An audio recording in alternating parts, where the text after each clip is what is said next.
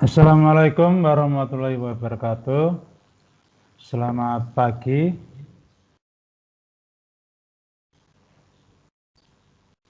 Kita berjumpa kembali dengan pelajaran bahasa Indonesia. Untuk seminggu ini, di hari Senin dan Rabu, kalian berjumpa dengan saya.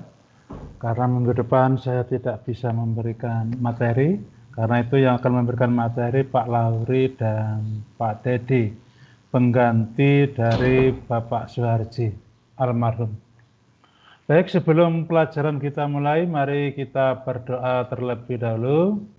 Mari kita berdoa menurut agama kita masing-masing. Berdoa dimulai.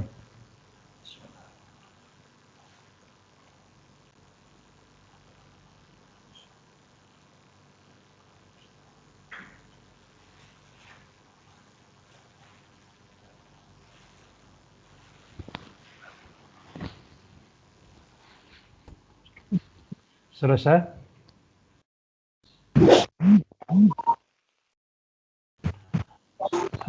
Di pertemuan ke-6, kita selama masuk ke pertemuan ke-6, Bahasa Indonesia kelas 9, semester genap. Baik, di pertemuan yang ke-5 kemarin, yang di hari Rabu, kita telah belajar menelaah struktur teks diskusi. Struktur teks diskusi itu sekali lagi hanya terdiri 3 bagian. Teks diskusi dibangun oleh 3 bagian, 3 unsur, yaitu pendahuluan, satu sudut pandang yang terdiri atas argumentasi mendukung, pro, dan menentang, kontra. Kemudian 3 simpulan. Jadi sebuah tulisan itu pada dasarnya hanya ada 3 bagian, yaitu pendahuluan, isi, dan penutup. Dalam teks diskusi ini, pendahuluannya ya berupa isu atau permasalahan yang diangkat oleh penulis dalam tulisannya. Kemudian isinya berupa sebuah sudut pandang dari penulis, menuliskan tentang kelompok yang pro dan yang menentang. Nah, teks diskusi itu di sinilah intinya, ada yang pro, ada yang menentang. Ada kelompok pro, ada kelompok kontra. Ada yang menguraikan tentang hal-hal argumen-argumen pro dan argumen-argumen kontra. Kemudian diakhiri dengan sebuah simpulan yang bisa berupa solusi. Baik anak-anak, jadi itu pelajaran yang kita pelajari di hari Rabu dan tugasnya sudah diberikan, tinggal kalian kerjakan. Nah, sekarang kalau di semester ganjil kemarin dalam 1 minggu kalian hanya mengerjakan 1 tugas, kali ini di semester genap kalian mengerjakan 2 tugas. Karena pelajaran bahasa Indonesia itu waktunya cukup diberi waktu 6 jam karena materinya banyak. Karena itu pelajarannya dalam 1 minggu itu ada 2 pelajaran atau 2 pertemuan untuk 1 minggu.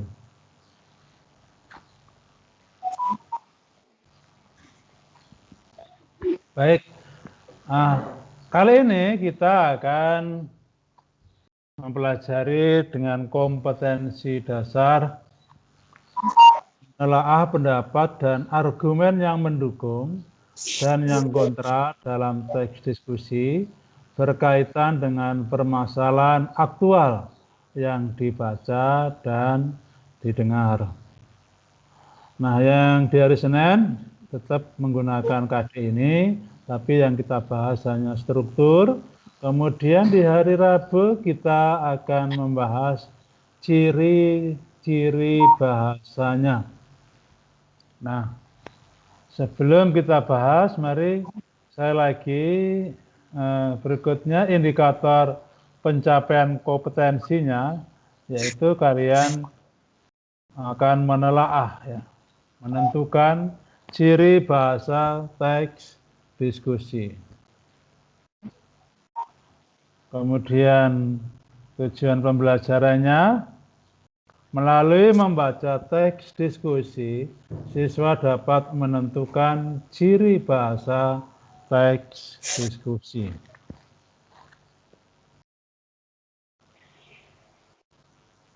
Nah, ini teks yang sama di hari Senin. Ya, teks yang sama di hari Senin yang telah kita baca. Mari kita baca sekali lagi. Dari sinilah kita nanti akan menelaah, menganalisis ciri-ciri bahasa apa yang tampak dalam sebuah teks diskusi. Dampak menonton televisi bagi remaja. Di dalam era globalisasi ini, tayangan televisi sudah tidak bisa dihindari. Dengan menonton televisi, kita bisa memperoleh bermacam-macam informasi, termasuk di dalamnya hiburan. Pertanyaannya adalah, adakah dampak negatif yang ditimbulkan dari menonton televisi? Sebagian masyarakat menganggap bahwa menonton televisi berdampak positif, tetapi banyak juga masyarakat yang menganggap bahwa menonton televisi berdampak negatif.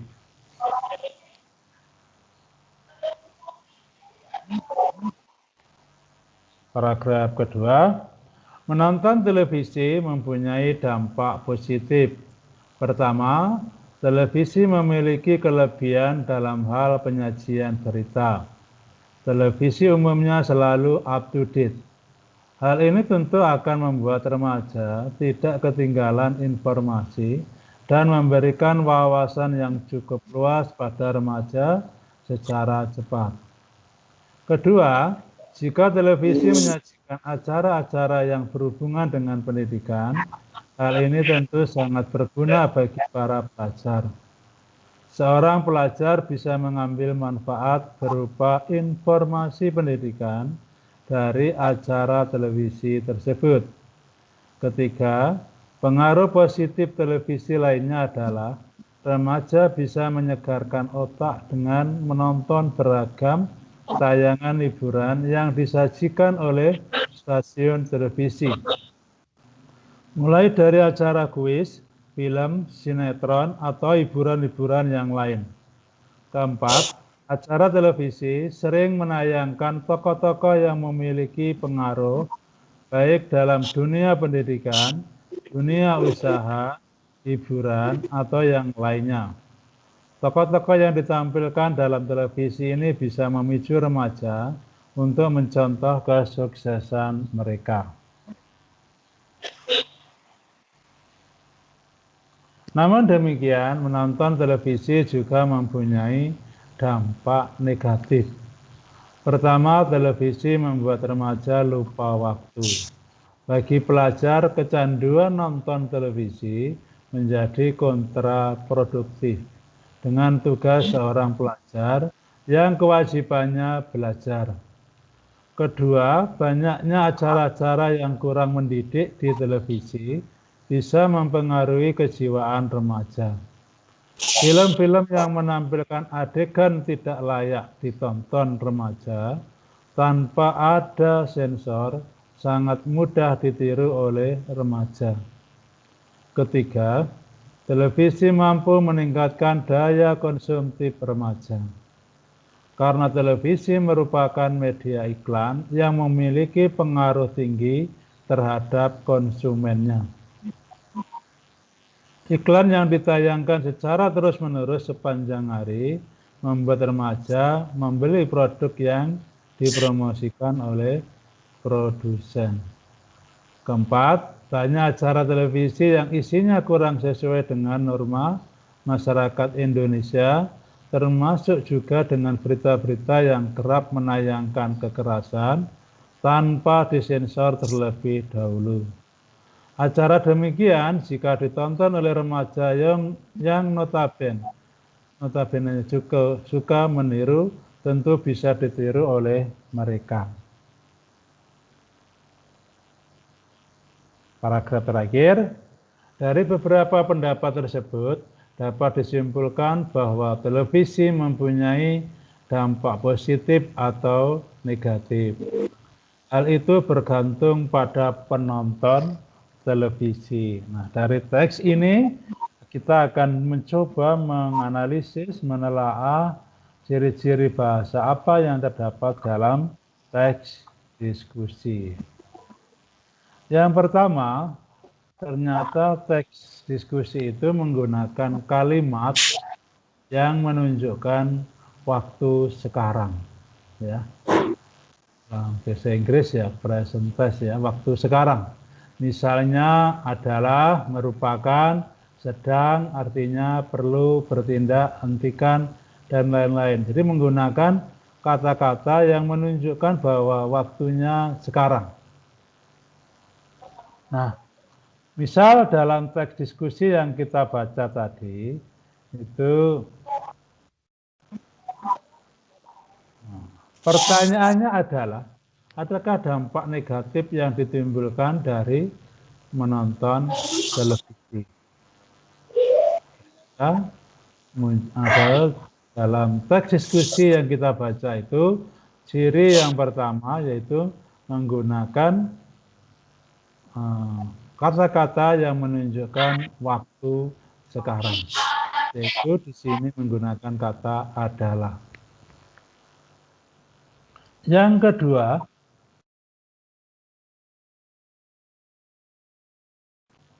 menggunakan kata emotif, menggunakan kata emotif. Seakan-akan pembaca melihat persoalan seperti yang kita pikirkan. Seolah-olah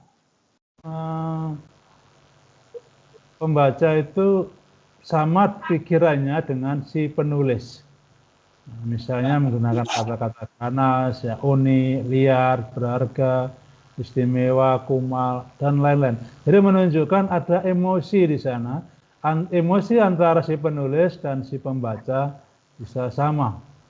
Menggunakan kata-kata yang emotif. Nah, contohnya dalam teks tadi yang telah kita baca, ketiga, pengaruh positif televisi lainnya adalah remaja bisa menyegarkan otak dengan menonton beragam tayangan hiburan yang disajikan oleh stasiun televisi. Nah, remaja bisa menyegarkan otak. Menyegarkan. Nah, itu kata-kata yang mengandung emosi ya, emosi dari penulisnya yang ketika dibaca ya antara pembaca dan penulis itu sama emosinya. Emosinya kalau nonton televisi itu bisa menyegarkan otak karena ada hiburannya di sana. Bisa menyegarkan otak dengan menonton beragam tayangan. Jadi nanti kalau mengerjakan tugas ya sama seperti ini, kalian tulis kalimatnya, kemudian kalian beri tanda mana yang kata emotifnya, menggunakan kata emotifnya itu mana. Oh, dalam teks ini menyegarkan. Jadi seolah-olah antara penulis dan pembaca sama persepsinya. Kalau nonton televisi itu akan tersegarkan otaknya. Bisa menyegarkan otaknya ketika menonton televisi. Ini salah saya ambil satu saja. Sebenarnya ada banyak dalam teks itu. Nanti kalian juga akan menelaah, mencari dalam teks yang saya tugaskan kepada kalian yang nanti insya Allah hari ini bisa saya pasang atau saya taruh di Google Classroom sehingga kalian bisa mengerjakan. Yang ketiga, dalam sebuah teks diskusi itu menggunakan bahasa yang evaluatif, bahasa-bahasa yang menilai sesuatu, evaluatif, menilai sesuatu untuk mengkaji argumen dan bukti pendukungnya. Misalnya penting, sederhana, berpikiran sempit, mengancam, sangat jelas. Itu bahasa-bahasa yang evaluatif, yang menilai sesuatu yang menurut penulisnya. Nah, dalam teks yang kita baca tadi, maka terdapat penggunaan bahasa yang evaluatif. Contohnya, hal ini tentu akan membuat remaja tidak ketinggalan informasi. Penulis telah menilai bahwa kalau kita menonton televisi, itu remaja itu akan tidak ketinggalan informasi dan memberikan wawasan yang cukup luas. Nah, dua hal ini ya, atau dalam satu kalimat itu menunjukkan bahwa si penulis telah mengevaluasi, telah menilai bahwa kalau kita ini menonton televisi, itu akan membuat remaja tidak ketinggalan informasi dan bisa memberikan wawasan yang cukup luas.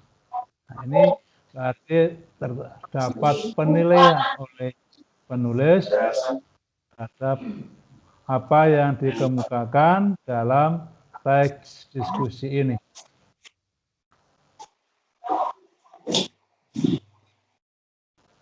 Ciri berikutnya menggunakan kata modalitas. Ini sejak kelas 7 sudah kalian pelajari ya. Ini sering muncul dalam sebuah teks, bahkan kemungkinan banyak teks yang menggunakan kata-kata modalitas, derajat kepastian. Misalnya dapat, ya, bisa, akan, mesti, seharusnya, selalu, biasanya, hampir, nyaris, tidak pernah, kadang-kadang, umumnya, tentu, pasti, harus, tak perlu dipersoalkan, hampir tidak pernah, dan lain-lain. Apa itu kata-kata modalitas, ya, derajat kepastian ini dalam sebuah teks diskusi yang kita baca tadi? Adakah di sana kata-kata modalitas? Ya, ternyata ada.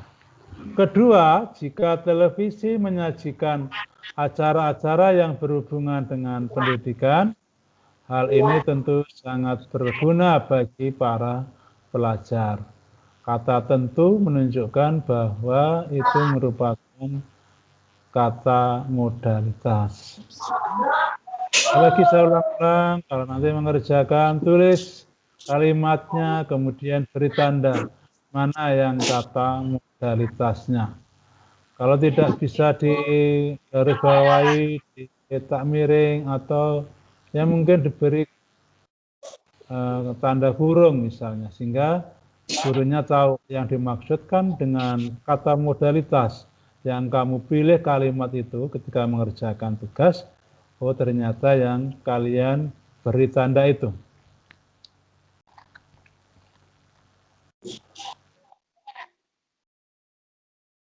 Ciri berikutnya, dalam teks diskusi, karena itu ada pertentangan antara argumen pro dan kontra, itu biasanya akan menggunakan konjungsi pertentangan atau perlawanan.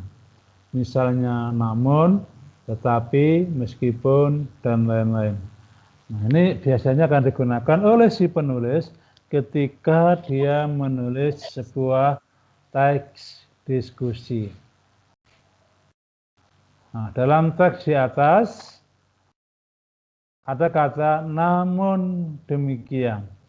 Penonton televisi juga menonton televisi juga mempunyai dampak negatif.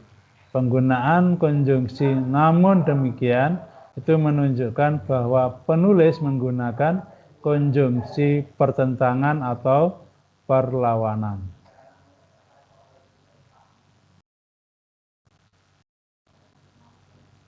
Ciri bahasa berikutnya dalam teks diskusi itu menggunakan kata-kata yang bersifat persuasif, memengaruhi orang untuk melakukan sesuatu.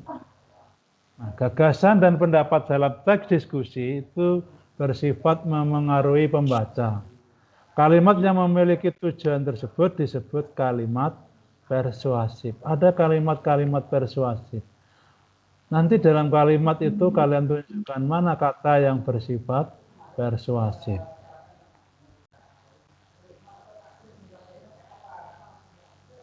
Nah, contohnya kedua, banyaknya acara-acara yang kurang mendidik di televisi bisa mempengaruhi kejiwaan remaja.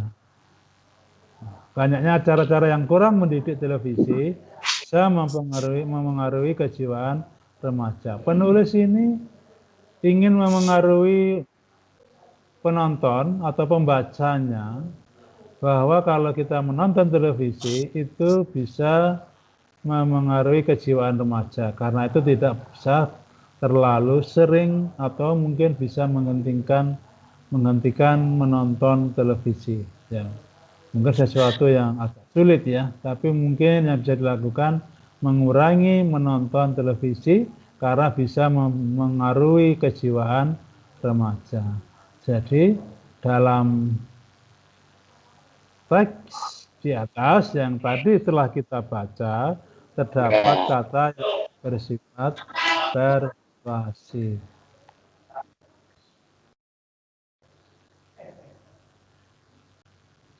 Ciri bahasa yang terakhir, yang ketujuh, menggunakan bahasa yang santun.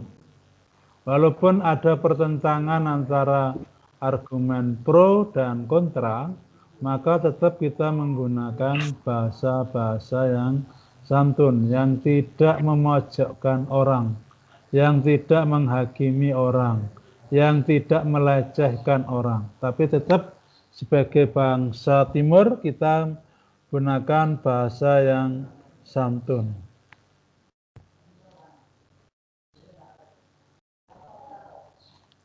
Jadi kalimat yang kita gunakan itu harus netral, tidak provokatif dan tidak mengundang kontroversi. Ini ciri yang ketujuh, ciri yang terakhir dalam teks diskusi, yaitu menggunakan bahasa yang santun. Nah, dalam teks yang kita baca tadi, adakah? Nah, ternyata ada, yaitu sebuah paragraf terakhir. Dari beberapa pendapat tersebut dapat disimpulkan bahwa televisi mempunyai dampak positif atau negatif. Hal itu bergantung pada penonton televisi. Di sini penulis tidak berpihak pada salah satu kelompok atau salah satu argumen pro atau kontra, dan juga tidak menghakimi salah satu dari pendapat itu. Hal itu bergantung pada penonton televisi. Kalau memang ada sisi negatifnya, mungkin bisa dikurangi.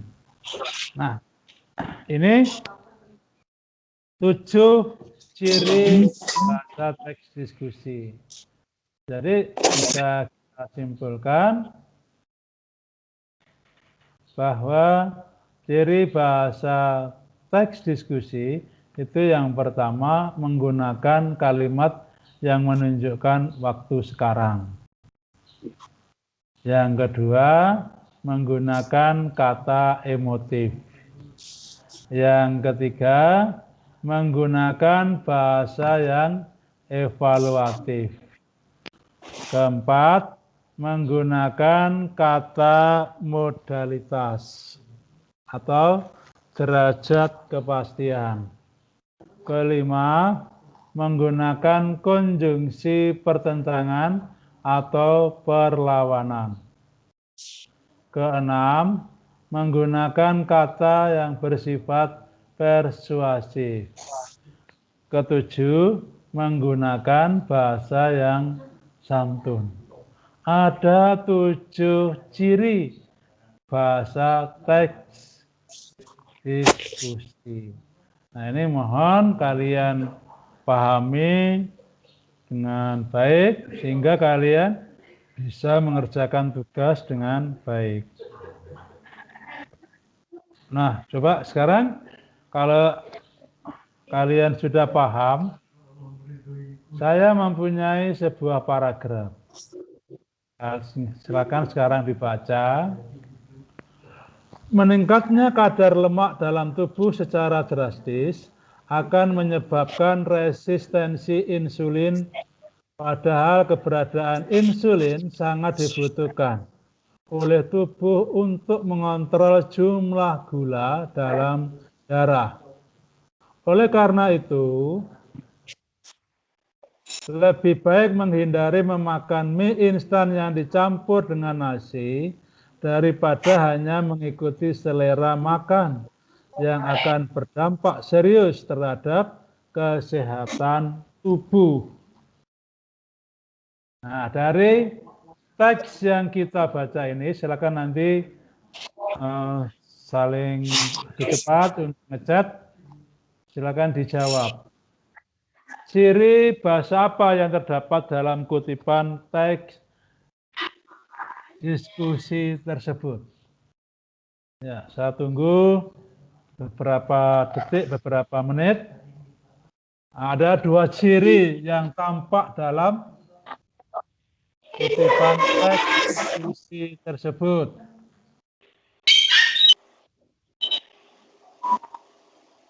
Ya, silakan dicat, kira-kira ciri yang pertama apa?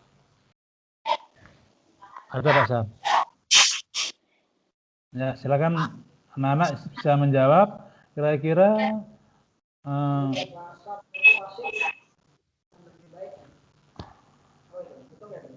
siapa itu Pak Sam? Waalaikumsalam. Oh, 9A. Ya, baik. Ya.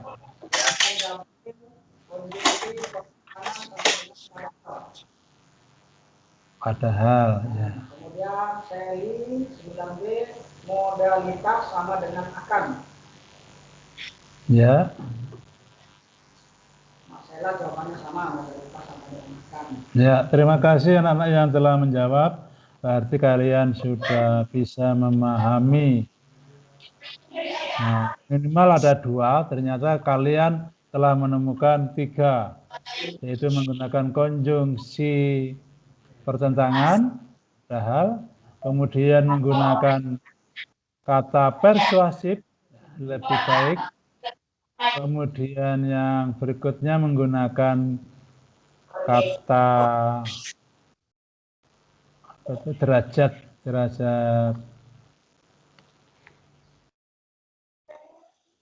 apa? Menggunakan modalitas, ya, ada 3. Nah, saya hanya mencatat 3, benar ya. Penggunaan kata bersifat persuasif, oleh karena itu lebih baik menghindari memakan mie instan yang dicampur dengan nasi daripada hanya mengikuti selera makan yang akan berdampak serius terhadap kesehatan tubuh. Yang kedua, penggunaan kata modalitas. Meningkatnya kadar lemak dalam tubuh secara drastis akan menyebabkan resistensi. Teman kalian yang menemukan penggunaan fungsi pertentangan, yaitu padahal. Nah, baik anak-anak, artinya ini kalian sudah paham. Ada pertanyaan?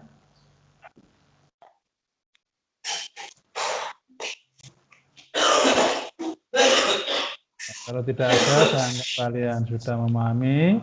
Sekali lagi ada 7 ciri teks bahasa teks. Ada 7 ciri bahasa teks diskusi. Nah, kalau kita refleksikan, harapan saya bahwa kalian di hati kalian, di pikiran kalian, saya sudah bisa menentukan, menganalisis, menelaah ciri-ciri bahasa teks diskusi. Nah, sebagai penutup, kalian bisa lebih memahami ini dengan membaca buku dari perpustakaan dari Kemendikbud halaman 131 sampai 133, kemudian yang ada di Muharbi, Mahir Berbahasa Indonesia, terbitan Erlangga halaman 187 sampai 190. Kemudian tugasnya, saya sudah siapkan teks, nanti kalian silakan kerjakan analisis, cari, telaah ciri bahasanya dan kalimatnya. Mari kita baca. Handphone dan anak-anak. Handphone adalah salah satu alat teknologi yang bisa memudahkan manusia dalam hal komunikasi. Hampir semua manusia di dunia ini menggunakan handphone, termasuk anak-anak. Namun pemberian handphone kepada anak-anak mendapatkan pro dan kontra di kalangan masyarakat. Pihak yang kontra sangat menyayangkan pemberian handphone kepada anak-anak, khususnya anak yang belum cukup umur. Mereka berpendapat bahwa handphone tersebut akan merusak masa kanak-kanak mereka yang seharusnya diisi dengan permainan dan interaksi dengan sesama. Dengan hadirnya handphone, mereka akan semakin menjauh dari dunia mereka. Anak-anak akan menjadi pasif dan gampang terkena penyakit.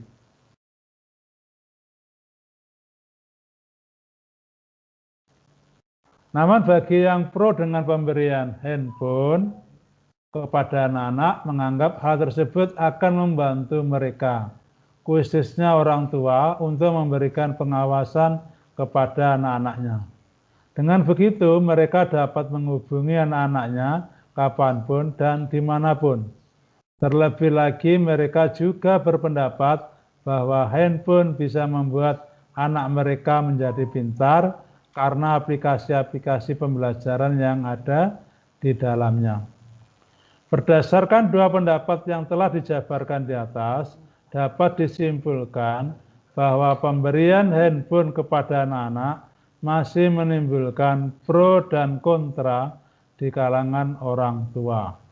Oleh karena itu, sebagai orang tua kita harus memilih yang terbaik bagi anak-anak kita. Nah, ini teksnya. Pertanyaannya, tulislah kalimat yang menunjukkan bahwa teks diskusi tersebut mempunyai ciri bahasa menggunakan 1. Kalimat yang menunjukkan waktu sekarang. Kata emotif, bahasa evaluatif, kata modalitas, konjungsi pertentangan atau perlawanan, kata persuasif, dan bahasa yang santun. Hari ini insya Allah saya unggah tugas ini, silakan dikerjakan untuk kelas 9A sampai 9K menggunakan GCR. Jadi sekarang semua guru kelas 9 sudah menggunakan GCR. Nah, untuk pertemuan selanjutnya, nanti bersama Bapak Lahuri, kalian akan menulis teks diskusi.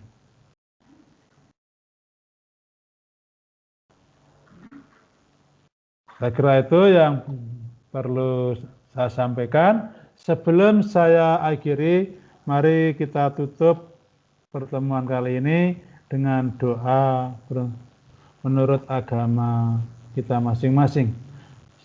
Berdoa dimulai.